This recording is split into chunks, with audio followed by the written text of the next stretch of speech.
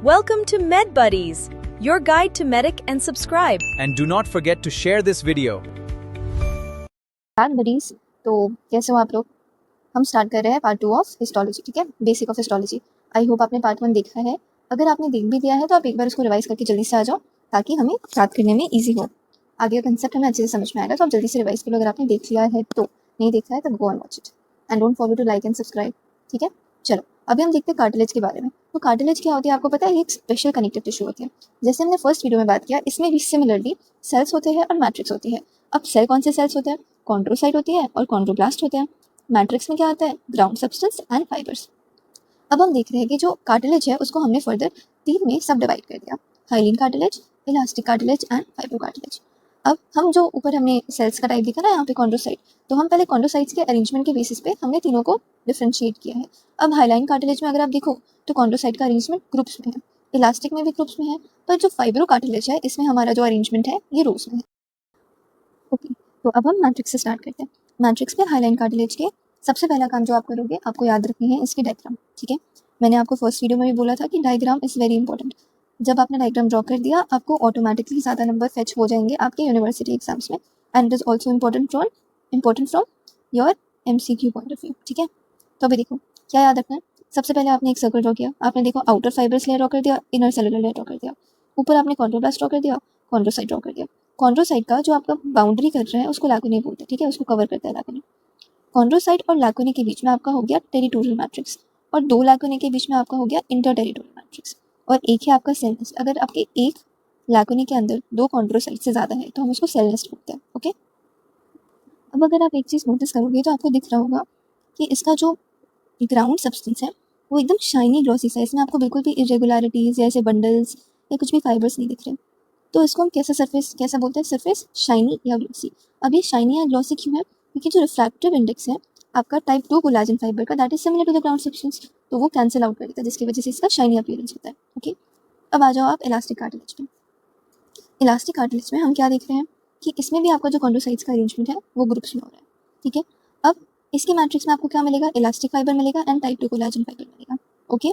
अब इसका डायग्राम वापस देखो, आउटर फाइब्रस लेयर इसमें भी है, इनर सेलुलर लेयर इसमें भी है, कॉन्ड्रोब्लास्ट और कॉन्ड्रोसाइट्स। लैकुनी आपको पता ही है, कॉन्ड्रोसाइट का जो आउटर बाउंड्री करता है, जो कंटेन करता है कॉन्ड्रोसाइट को, उसको लैकुनी बोलते हैं। अब आपको दिख रहा होगा कि यहाँ पे इलास्टिक फाइबर का प्रेजेंट है, क्योंकि हम क्या पढ़ रहे हैं? Elastic cartilage. अब आ जाओ आप फाइब्रो कार्टिलेज पे। फाइब्रो कार्टिलेज जो होता है आपका वो रोज में प्रेजेंट होता है, और इसमें मेनली टाइप 1 कोलाजन होता है, ठीक है। लॉन्ग वेवी बंडल्स आपको देखने को मिलेगा, ये देखो लॉन्ग लॉन्ग बंडल्स है, और इसमें देखो आपका कॉन्ड्रोसाइट्स का जो अरेंजमेंट है वो रोज में है, ठीक है। तो ये कॉन्ड्रोसाइट दिखा रहा है आपका। यहाँ पे आपको कोलाजन फाइबर दिख गया, मैंने आपको फर्स्ट वीडियो में बताया था, ये लंबी लंबी डंडियों जैसी होती है, और ये रहा आपका लैकुनी। अब हमें हाइलाइन कार्टिलेज और इलास्टिक कार्टिलेज का एक कॉमन पॉइंट याद करना है, दैट इज जो आउटर फाइब्रस लेयर होती है और जो इनर सेलुलर लेयर होती है वो आपस में मिलकर बनाती है पेरिकॉन्ड्रियम।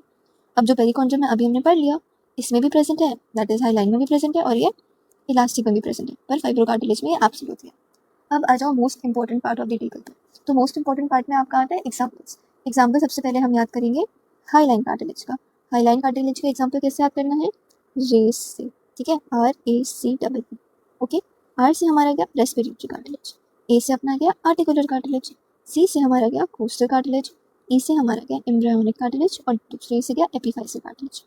याद हो गया? कैसे याद करना है? रेस से, ठीक है।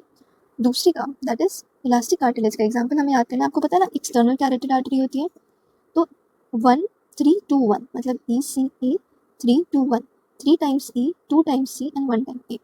तो 3 टाइम्स E में क्या आ गया?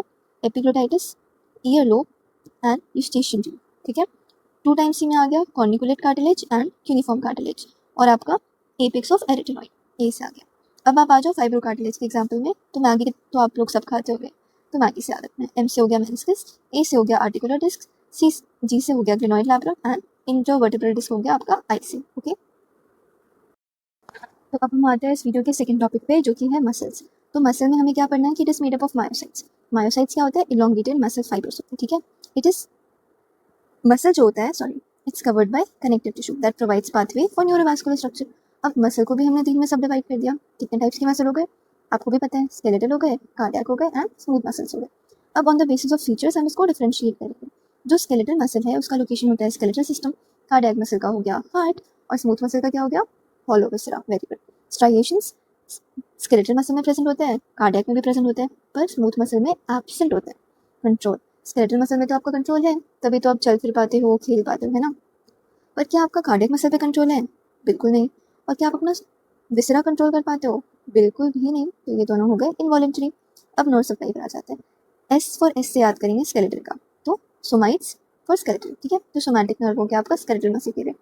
वहीं पर कार्डियक और स्मूथ मसल के लिए हम ईएनएस याद करेंगे, that is autonomic nerve supply, okay. अब स्केलेटल मसल जो होती है, इट्स अ कलेक्शन ऑफ फैसिकुलाई। अब सबसे पहले हम कवरिंग्स देखते हैं। एपीमाइसियम क्या होगी?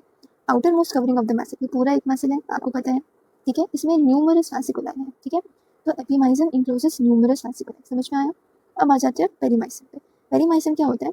जो फैसिकुलस है ना, हर फैसिकुलस की कवरिंग को पेरीमाइसियम बोलते हैं। देखो ये फैसिकुलस हो गया, इसकी कवरिंग को पेरीमाइसियम बोलते हैं, that is it encloses numerous muscle fibres, okay. अब लास्ट आते हैं सबसे अंदर एंडोमाइसियम।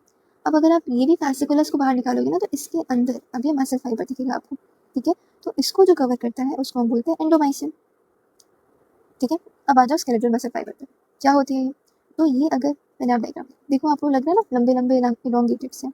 अब इसका न्यूक्लिया आप देखो, अगर आप देखोगे तो इसमें बहुत सारे न्यूक्लियस प्रेजेंट है। तो जब इतने सारे न्यूक्लियस प्रेजेंट होते हैं ना, तो हम उसको क्या बोलेंगे? सेंसेशन, सेंसेशन, ठीक है। अब आप एक और चीज़ देखोगे, जितने भी इसके न्यूक्लियस है ना, एक तो वो इलोंगेटेड है, पतले पतले से दिख रहे हैं, मतलब फ्लैट भी है, लंबे लंबे भी है, मल्टीपल नंबर भी है, और सारे पेरिफेरी की तरफ पुश्ड है। तो हमने 4 पॉइंट्स बोल दिया। पहले तो सिलेंड्रिकल फाइबर्स है, पैरेलल लाइंस में अरेंज है एक दूसरे के, देखो क्रॉस तो कर नहीं रहे हैं। लेंथ और डायमीटर में सब चेंज है, देखो ये मोटा है, ये पतला है, ठीक है। Each fibre is a sensation with multiple number of nuclei. मैंने आपको बोला बहुत सारे न्यूक्लियाई मिलकर के सेंसेशन बनाते हैं। न्यूक्लियाई कैसे आपको पता है? फ्लैट है, इलोंगेटेड है एंड पेरिफेरल है, ओके। अब सार्कोमियर पर आते हैं। सार्कोमियर में ना आपको 3 चीज़ देखने को मिलेगा। एक हो गया आपका ए बैंड, जिसको हम डार्क बैंड बोलते हैं। अब देखो ना, जब आप डार्क लिखते हो तो उसमें ए आता है ना, और जब आप लाइट लिखते हो तो उसमें आई आता है। तो dark for A and light for I band, ठीक है। जेड लाइन जो होती है वो डार्क लाइन होती है आई बैंड में। तो ये देखो अभी हमने आई बैंड जो बना ना, ये देखो ये आई बैंड है, इसमें आपकी होती है ये जेड लाइन, ठीक है। ये आपका सार्कोमियर हो गया, दैट इज 2 जेड लाइन के बीच का जो जोन होता है उसको सार्कोमियर बोलते हैं, ओके। यहाँ पे एक नोट हमें क्या याद रखना है कि only highline cartilage can ossify, okay. ये एमसीक्यू है आपका। अब हम आगे बढ़ते हैं कार्डियक मसल पे। कार्डियक मसल में सबसे पहले आपको दिखने में क्या दिख रहा है? देखो ब्रांच कर रहा है, एक दूसरे को क्रॉस कर रहा है। तो सबसे पहले क्या हो गया? एक तो ये पैरेलल नहीं है, arrangement of fibres not parallel. Fibres gives branches which anastomose with each other. देखो ब्रांचेस दे रहे हैं, एक दूसरे से एनास्टोमोस कर रहे हैं। तो वहाँ पे हमने न्यूक्लियस पेरिफेरी में दिखा था, यहाँ पे आपको दिख रहा है पेरिफेरी में न्यूक्लियस? नहीं है ना, कहाँ पर है? सेंट्रल है। और कैसा दिख रहा है? देखो स्फेरिकल दिख रहा है, स्फीयर जैसा। तो स्फेरिकल न्यूक्लियस। क्या आपको यहाँ पे दिख रहा है मल्टीपल नंबर ऑफ न्यूक्लियस? नहीं, ये अलग अलग फाइबर में एक एक ही न्यूक्लियस है, तो यहाँ पे सेंसेशन नहीं है।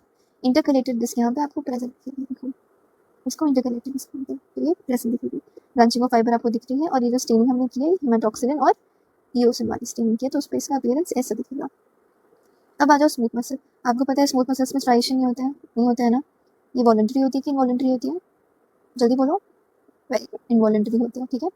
न्यूक्लियस इसमें कैसा दिख रहा है? देखो ओवल से दिख रहा है, और देखो उसका शेप कैसा है ना, स्पिंडल शेप। देखो स्पिंडल शेप है, ओवल न्यूक्लियस है, और इसको हमने एचएनई स्टेन किया, तो ये ऐसा कुछ दिखा, ओके। अब हम चलते हैं लिम्फेटिक सिस्टम पे। तो लिम्फेटिक सिस्टम में हम सबसे पहले देखेंगे लिम्फोइड ऑर्गन्स। अब ये 2 तरीके के होते हैं, प्राइमरी यानी सेकेंडरी।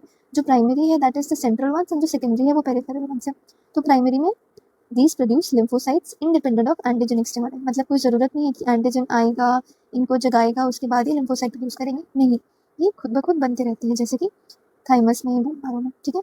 और जो सेकेंडरी वाले हैं, ये तभी प्रोड्यूस करते हैं lymphocyte जब इनको एंटीजेनिक स्टिमुलस मिलता है, ठीक है। तो जब एंटीजन आया तो ये जल्दी से जाग गए, और ये जल्दी जल्दी अपना lymphocyte को रिलीज कराया या प्रोड्यूस कराया, ताकि हम जल्दी से एंटीजन के अगेंस्ट काम कर पाए।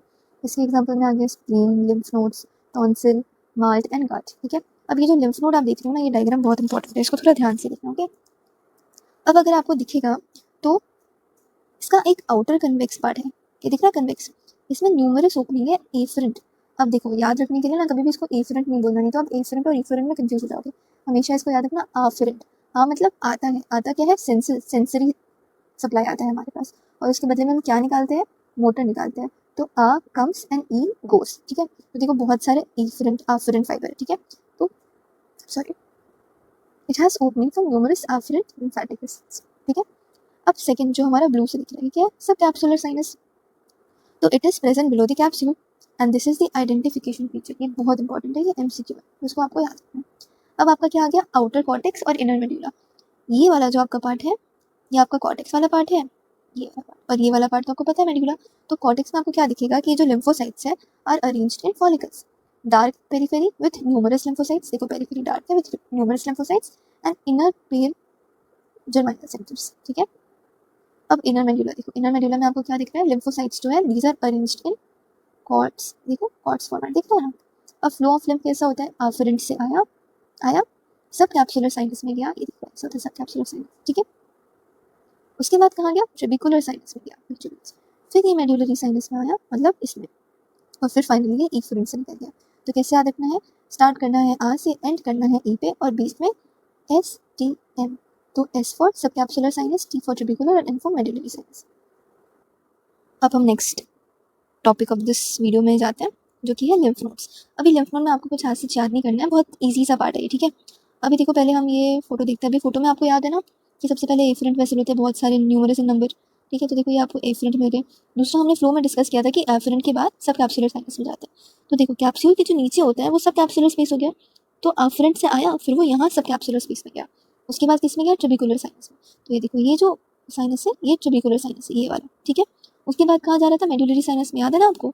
तो ये देखो यहाँ पे आया मेडुलरी साइनस में, फिर कैसे निकल रहा था, इफरेंट से, तो इफरेंट लिम्फेटिक वेसल से निकल गया। आपको पता है ये पार्ट आपका कॉर्टेक्स हो गया, ये आपका मेडुला हो गया, यहाँ पे एक आपकी आर्टरी हो गई और वेन हो गया, और ये आपका मेडुलरी कॉर्ड हो गया, ठीक है। ये आपका लिम्फेटिक नोड्यूल्स हो गया, ठीक है। कैप्सूल आपको पता है, ट्रेबिकुलर आपको पता है, germinal centre of the lymphatic nodule आपका यही पार्ट हो गया। तो ये डायग्राम हो गया आपका लिम्फ नोड का। डायरेक्शन ऑफ लिम्फ नोड आपको पता है, पहले 1 में गया दैट इज एफरेंट, फिर 2 में गया सब कैप्सुलर, फिर 3 में गया ट्रेबिकुलर, फिर 4 में गया मेडुलरी, और फिर फाइनली 5th में चला गया। अब हम स्प्लीन के बारे में पढ़ते हैं। स्प्लीन के बारे में आपको पता है कि इसका 2 पार्ट्स होता है, एक व्हाइट पल्प होता है और एक रेड पल्प होता है। व्हाइट पल्प में आपको क्या याद रखना है कि इसमें जो लिम्फोसाइट्स है ना वो फॉलिकल्स की तरह अरेंज्ड है, ठीक है, और इसेंट्रिक आर्टेरियल्स है। यहाँ पे देखो इसेंट्रिक मतलब क्या होता है, ऐसे आपने डायग्राम ड्रॉ कर लिया और यहाँ पे आपको पेरिफेरी के पास आर्टेरियल्स दिखेंगे।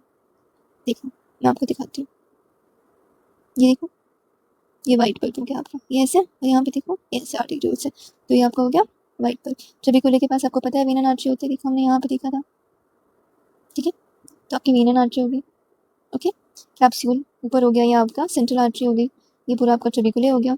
ये लिम्फेटिक नोड्यूल भी आपका व्हाइट पल्प में चला जाएगा, यहाँ पे सेंट्रल आर्टरी है, जर्माइनल सेंटर है इसके अंदर वाला, ये जर्माइनल सेंटर भी आपका व्हाइट पल्प में चला जाएगा, ठीक है।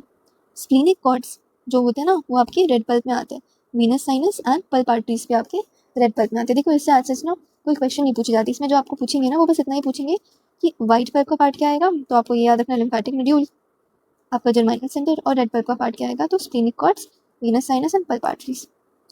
रेड पल्प में हमने क्या देखा, स्प्लीनिक कॉर्ड ऑफ बिलरॉथ होता है, ये ना आपका एमसीक्यू में आता है, ये याद रखना, बिलरॉथ होता है, और दूसरा साइनोसॉइड्स होता है। अब ये जो स्प्लीनिक कॉर्ड ऑफ बिलरॉथ है it contains radicular fibre, fibroblast and macrophage, ठीक है। हमने फर्स्ट वीडियो में यूएफएम का एएफएम बनाया था, यहाँ आप यूएफएम का आरएफएम बना दो, तो reticular fibre, fibroblast and macrophages. Sinocytes क्या होते हैं, these are line by stave cell. अभी स्टेप सेल्स कैसे होते हैं, बनाना शेप सेल्स होते हैं। अभी देखो साइनोसाइट्स कहाँ है, ठीक है यहाँ पे नहीं है, ठीक है। आपको बस ये याद रखना है कि it is line by step cells से, बनाना शेप है, ओके। चलो अब हम इस वीडियो की लास्ट पेज पर आ रहे हैं, बहुत ईजी से 2 मिनट में खत्म करते हैं, ठीक है। अब हम आते हैं टॉन्सिल के बारे में देख रहे हैं। तो टॉन्सिल का आपको फीचर क्या क्या याद रखना है कि इसमें टॉन्सिलर क्रिप्स प्रेजेंट होते हैं। टॉन्सिलर क्रिप्ट क्या होता है, ये देखो आपको ऐसे बीच बीच में इस दिख रहा है, ये हो गया आपका टॉन्सिलर क्रिप्स, ठीक है। दूसरा पॉइंट आपको याद रखना है कि stratified squamous non keratinised epithelium है which lines the oral surface and only lymphoid organ है ये with epithelial lining, only lymphoid organ with epithelial lining. ये एमसीक्यू ना 2024 में पूछा गया था, ठीक है, नीट फीचर है, ये याद रखना। Lymphocytes arranged in the form of follicles, ठीक है, बस इतना सा याद रखना है, इससे ज़्यादा इसमें अभी नहीं आता आपको, ठीक है। थाइमस में क्या याद रखना है, थाइमस का फीचर क्या है कि एक तो इसमें कैप्सूल प्रेजेंट है, दूसरा lymphocytes are arranged in lobules, यहाँ पे फॉलिकल्स में था, यहाँ पे लोब्यूल्स में है, ठीक है। लोब्यूल्स मतलब देखो ऐसे ऐसे, और फॉलिकल्स मतलब ऐसे गोल गोल सा, ठीक है।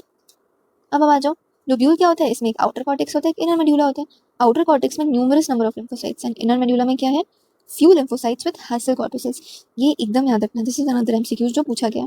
हैसल कॉर्पसेल क्या होता है, ये कॉन्सेंट्रिकली अरेंज्ड ईस्नोफिलिक मास होता है एंड प्रेजेंट्स डीजेनरेटेड सेल, ठीक है, ये हमने फ़ोटो देख लिया, ऐसा ही दिखेगा आपको एचएनई स्टेनिंग पे अंडर द माइक्रोस्कोप। ठीक है, तो यहाँ पे हम अपना सेकंड वीडियो सम अप करते हैं। पार्ट 3 मैं जल्दी से जल्दी अपलोड करूँगी। स्टे ट्यून फॉर पार्ट 3 और thank you for watching. Do like and subscribe if you like the video and don't forget to share. Okay, thank you. Thanks for watching. Do like and share. And don't forget to subscribe.